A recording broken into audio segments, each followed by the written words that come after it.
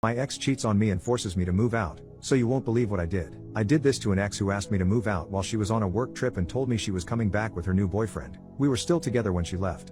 I got these little noisemakers, battery-powered ones the size of a quarter that emit sounds at just the right volume that you aren't sure if you really heard it. So quiet that two people could be sitting in an average-sized room, and while one can barely hear it, the other wouldn't hear a thing. They last ages, and fit perfectly in light fixtures and in wall outlets. I got a box of 20 of them for like $100 on eBay and got so creative all over the house. Her car, I even hid them in a boat her father got her. Rich family, and she grew up sailing.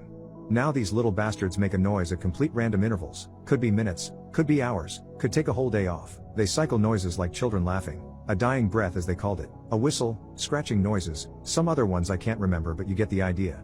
It was so unpredictable it was near impossible for someone to just figure it out. Months go by, I get a new place, get my life back up. Now we had a few friends in common and one of them I kept up with. They were kinda sour about how she ended things, but they had grown up together and kept up the friendship, loosely talking and catching up on occasion. I never really asked about her, but one day we get to talking and he's wanting to prank some friends on a camping trip, so I tell him about the noisemakers.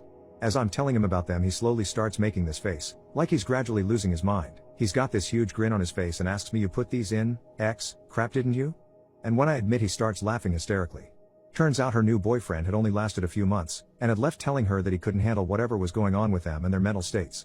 Turns out for a while they had both heard things and sometimes only one would hear them, which gave the illusion that something really effed with them was going on in their heads at different times.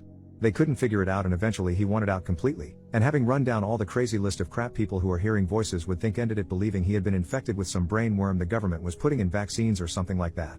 It was amazing. I hadn't expected to hear anything about it. I rode that train for weeks. When it went away I got another hit of that high. She moved out, told her parents she didn't want the house and to give it to her brother or sell it. Wouldn't tell them why. I always tell people who ask about her that I hold no grudge, and don't tell them the part where I totally effed with her so bad I overshot the got her backstage and hit the blissful state of satisfied with my work.